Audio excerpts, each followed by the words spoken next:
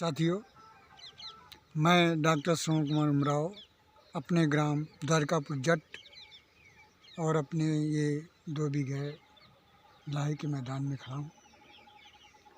खेत है, बगल में गेहूँ बोया है दूसरे लोगों का, और सुबह अभी धुंध छाई हुई है, हल्की सी ठंड भी है और अभी सूर्य देव का पदार्पण नहीं हो पाया है।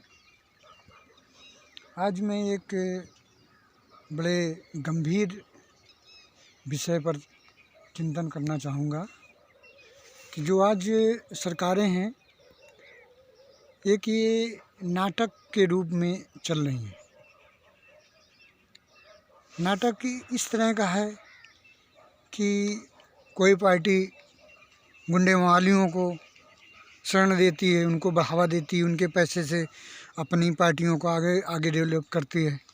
कोई पार्टियां देश के पूंजीपतियों को जमा करती हैं, उनके द्वारा पैसा कलेक्शन करके अपनी पार्टी को डेवलप करती हैं। सब अपनी अपनी पार्टी को डेवलप करने में के लिए अनेक प्रयास करके और धन अर्जन करके बड़ी पार्टी के रूप में निकलना चाहते हैं। ये होड़ है, एक ये सारा नाटक के रूप में हो रहा है। मुझे ऐसा क्यों नहीं लगने लगा है कि राजतंत्र ही सही था, जिसमें देश के अंदर एक आदमी था जो पूंजीपति और अरबपति हो सकता है। लेकिन आज की दशा क्या है? आज 1-2 की तो बात छोड़ो, लाख 2 लाख की बात छोड़ो, करोड़ दो करके करोड़ों की संख्या में लोग पूंजीपति लोग हैं। और ये पूंजीपति बने कैसे? सरकारी संरक्षण के माध्यम से बनते हैं। जितने बड़े बड़े पूंजीपति हैं तो सरकारी संरक्षण के माध्यम से बनते हैं। जितने भी पार्टियों में बड़े बड़े लोग हैं वो कहाँ से निकले?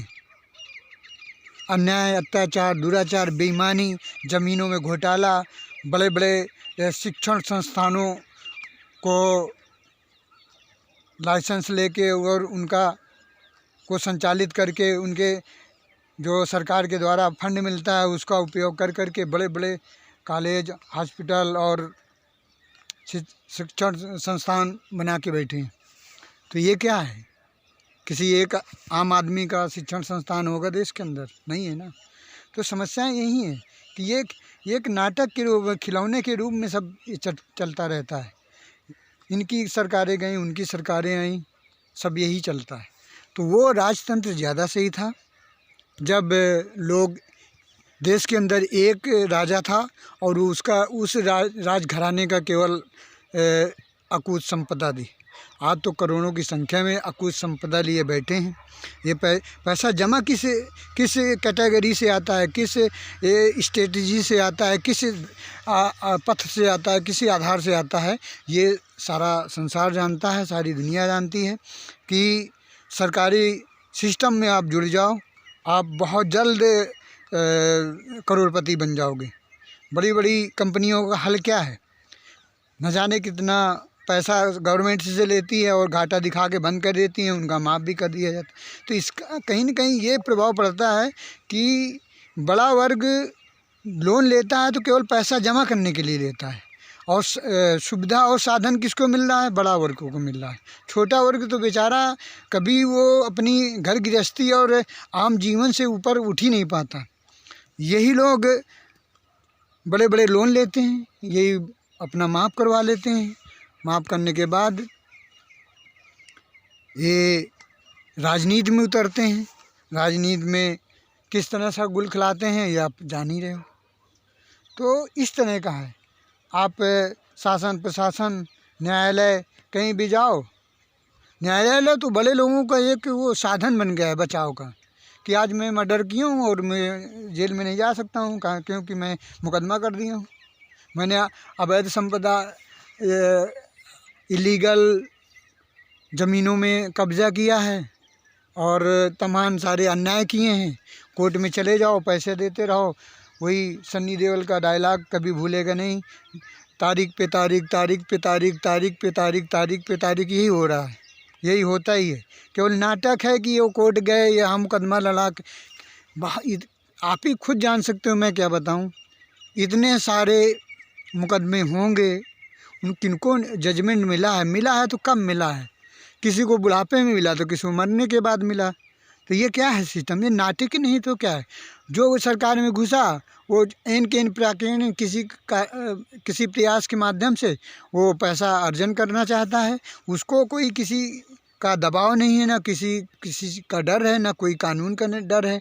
कानून तो उनके लिए बिल्कुल खिलौना है, जेब में डाल के घूमते हैं और विधि भी बता देंगे इस तरह से आप करिए, आपका काम हो जाएगा और पैसा मतलब आपको न्याय मिल जाएगा। ये है व्यवस्था।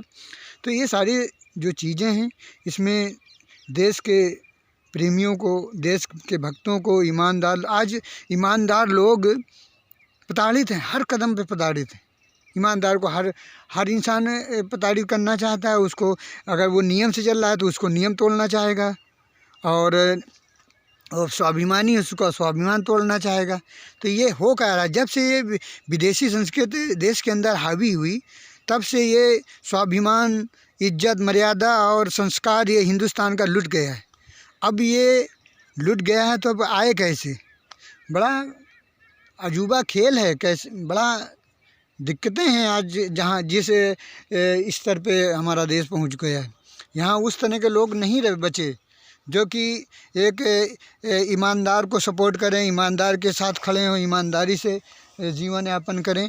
इस तरह की कोई गतिविधियाँ नहीं रह गई। सब जानते हैं, जो जितना ही अत्याचार करता है, जो जितना लूटता है, कहीं ज़मीनों में कब्जा करता है, कहीं अन्याय करता है, किसी की बेईमानी करता है, लफंगा है, गुंडा है, आतंकवादी है, उनको वो थोड़े दिन में ही बहुत ऊंचे निकल जाते हैं। उनको सरकार कभी जांच नहीं कराती कि इनके पास कहाँ से संपत्ति आई। तो मेरा कहना है कि अब जनता की बारी ये है कि आप ये 10-20 लाख के ऊपर हों वैसे विधायक को चुनो ही नहीं, गरीब आदमी को चुनो। उसके पास अगर करोड़ों हो जाएगा तो कोई बात नहीं, चलो गरीबी उसकी हटी, लेकिन आम आदमी को, गरीबों को चुनना शुरू करना चाहिए। और देश के अंदर ऐसे नियम लगना चाहिए कि जिसके पास काला धन है वो एक एक गांव से एक एक निकल के आएगा, जो भी काला धन जमा करके बैठे हैं। और ये है क्या? ये समानता का अधिकार नहीं हो सकता है कभी भी कि एक आदमी 10 आदमी अरबपति खरबपति बैठे हैं और 90 आदमी 2 वक्त की रोटी के लिए तरस रहे हैं। यह असमानता आई कैसे? असमानता यही आई कि आप सरकार के पदाधिकारियों को पटाइए और अपना काम कराइए और अपना विकास कराइए और बच्चों को नौकरी में लगा दीजिए। ये तमाम अनैतिक काम जो हैं ये सब सरकार के माध्यम से होता है। तो अब चिंतन की आवश्यकता है और ऐसी पार्टियां, गरीबों की पार्टियां आना चाहिए। और चुनाव आयोग से नियम कड़े लगवा कर ऐसा भी होना चाहिए कि जो भी विधायक, सांसद, नेता चुन के आता है वो उसी पार्टी में 5 साल रहेगा। और ये लूट घसोट वाली काम नहीं होना चाहिए। ये इस तरह की तमाम नियम बनाकर तब हम लोग विश्व गुरु या राम राज्य स्थापित कर सकते हैं। और ये लोग जो नाटक करते हैं, रैलियां निकाल के और किसी धर्म का सहारा लेकर, किसी व्यवस्था का सहारा लेकर, किसी संस्थान का सहारा लेके और एक राजनीति के अंदर घुसना चाहते हैं, इनको रोकना हमारे सभी देशभक्तों, देशवासियों, ईमानदार लोगों का परम कर्तव्य है। जय हिंद, जय जय हिंदुस्तान।